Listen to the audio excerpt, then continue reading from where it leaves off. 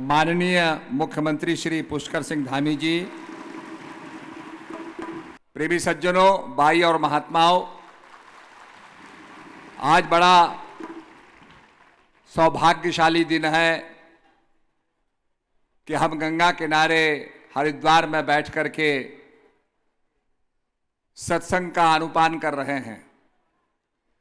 और उससे भी बड़ी प्रसन्नता की बात है कि हमारे माननीय प्रधानमंत्री जी ने एलिवेटेड ट्रैक बना करके, जिससे कि हम 2.5 घंटे में दिल्ली से देहरादून पहुंच जाएंगे, उसका भी निर्माण कराया है ताकि भक्तगण जल्दी से जल्दी हरिद्वार पहुंचें। और हरिद्वार का मतलब होता है हरि का दरवाजा या शंकर जी का दरवाजा, हरिद्वार या हरद्वार।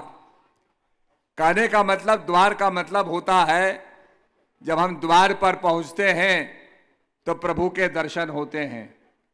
आध्यात्मिक खोज के लिए, आत्मान्वेषण के लिए, आत्मबोध के लिए हमारा उत्तराखंड देवभूमि एक प्रसिद्ध स्थल है। लोग यहाँ आकर के योग सीखते हैं, ज्ञान सीखते हैं और अपने जीवन को आगे बढ़ाते हैं। मैं ये कहना चाहूँगा कि हमारे शास्त्रों के अंदर सत्संग का बड़ा महत्व रखा है। कहा गया है, बड़े भाग्य पाइये सत्संगा, विनय प्रयास हो तो भव भंगा। बड़े भाग्य से सत्संग की प्राप्ति होती है और ये सत्संग देवादि दुर्लभ है।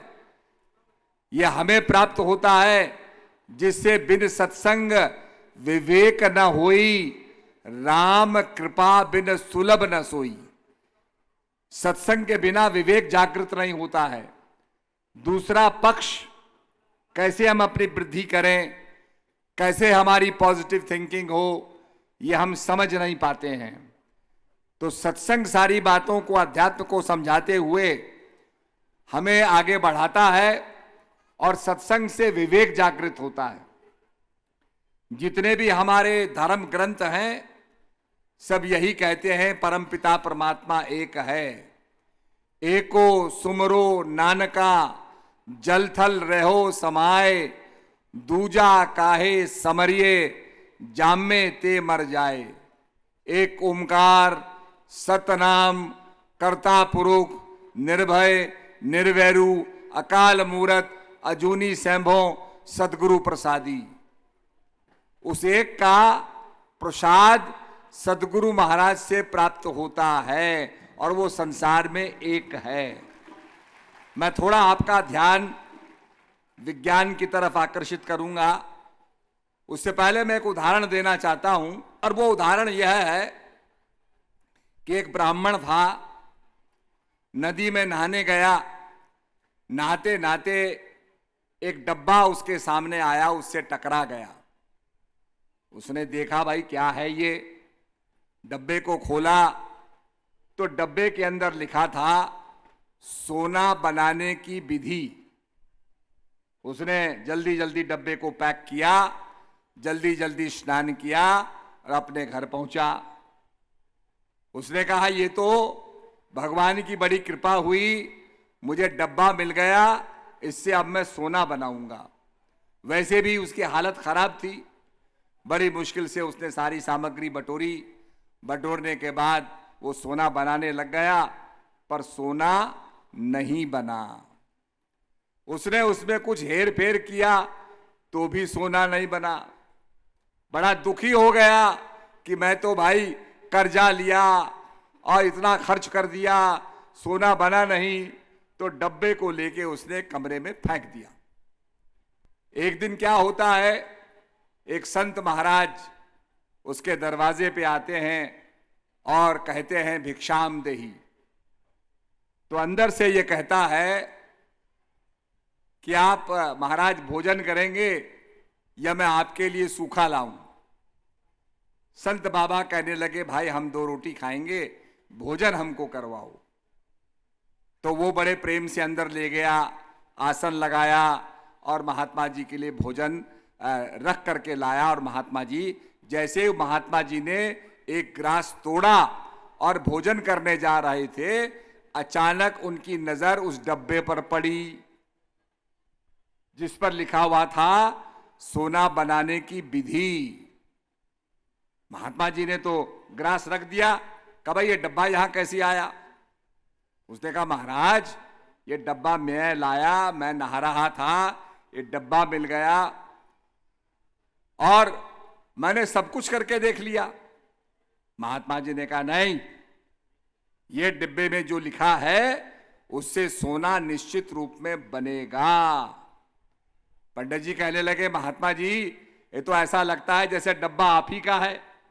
महात्मा जी ने कहा मैंने ही इसको लिखा है, मैंने ही इसको भेजा है और इसमें जो विधि लिखी है उस विधि को कोई करे तो निश्चित रूप में सोना बनेगा।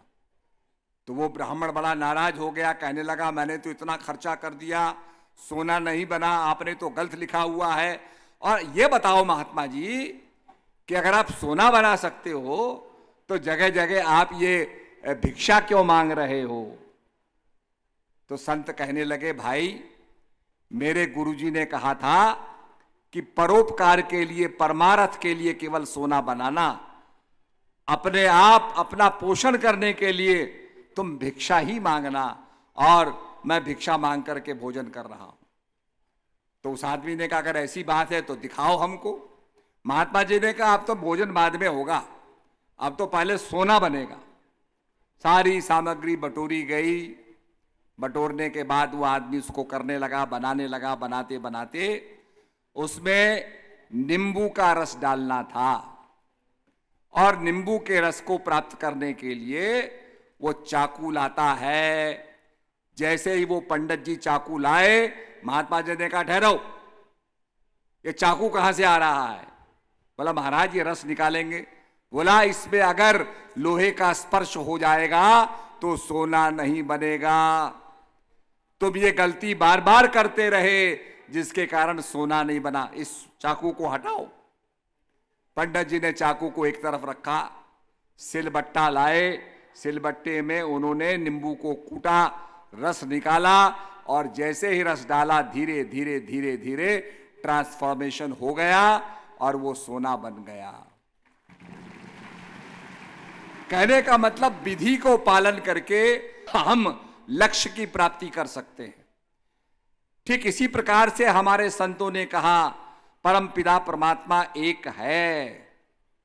वो इसलिए समझाया उन्होंने, आपने देखा होगा हम चाइना में एक रिवर है हवांग हो, उससे पानी ले आए। बर्मा में एक नदी बहती है जिसे मिकोंग कहा जाता है, वहां से पानी ले आए। अमेरिका से मिसिसिपी से पानी ले आए, वोल्गा से पानी ले लें, दुनिया की सारी नदियों से पानी हम ले आए। अगर पानी को हम एग्जामिन करेंगे तो विज्ञान ये कहता है कि पानी के अंदर आपको हाइड्रोजन और ऑक्सीजन के मॉलिक्यूल मिलेंगे। 2 atom of hydrogen, 1 atom of oxygen makes 1 molecule of water. तो आपको हर पानी के अंदर हाइड्रोजन और ऑक्सीजन मिलेगी। ये इंपिरिकल है। जैसे हमारे संतों ने कहा कि घट घट में भगवान हैं, घट घट में राम हैं।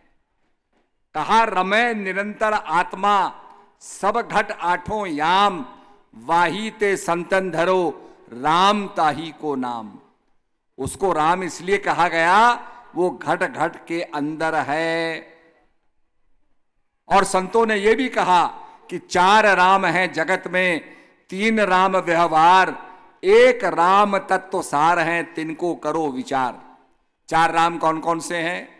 तो कहा प्रथमो शालिग्राम है, उसको शालीराम कहते हैं, शालिग्राम कहते हैं, जो गंडक नदी से निकलता है, नेपाल से निकलता है, जिसमें चक्र बना होता है, विष्णु का इम्प्रिंट होता है। यह माना जाता है भगवान विष्णु का इसके अंदर चरणुपादुकाएं हैं, भगवान इसमें विराजते हैं। प्रथमो शालीराम है, दूजो पारस राम, दूसरे परशुराम जी हुए, तीजे राजा राम हैं और चौथे आत्म राम।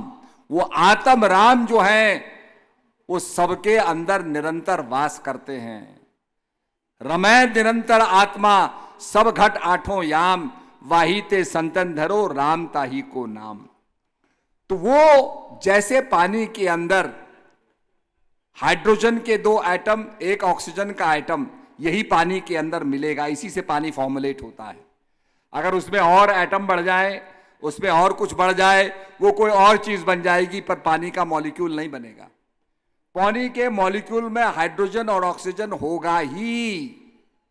इसी प्रकार से प्रभु का एक ऐसा नाम है जिसको संत कहते हैं कि तुम्हारे अंदर है, और वो इंपिरिकल है, सबके अंदर व्यापक है, और वो एक है। तो उसको जानने के लिए हम जब महापुरुषों के पास जाते हैं, तब महापुरुष, महाज्ञानी जो होते हैं, गुरु जो होते हैं, उसका ज्ञान दे करके और कृतार्थ करते हैं। स्वामी विवेकानंद जी रामकृष्ण परमहंस के पास गए, ऐसे भगवान कृष्ण सांदीपन के पास गए, भगवान राम वशिष्ठ महाराज के पास गए और उन्होंने उस ज्ञान को प्राप्त किया। तो मेरा कहने का अभिप्राय यह है कि वो ज्ञान है आध्यात्मिक ज्ञान। इसके लिए हम लोग यहाँ आए हुए हैं। ये इतना बड़ा परिसर है, आप लोग इतनी शांति से बैठे हैं, ये भी अपने आप में एक चमत्कार है। पुलिस तो बड़ी लिमिटेड है माननीय मुख्यमंत्री जी, ये भी अपने आप में चमत्कार है कि यहां पिन ड्रॉप साइलेंस है। यह है अनुशासन, यह है एकाग्रता, यह है समर्पण। जब हमारे कार्यक्रम में योगी जी आए कुंभ में, तो कहने लगे भाई असली कुंभ तो यहां हो रहा है।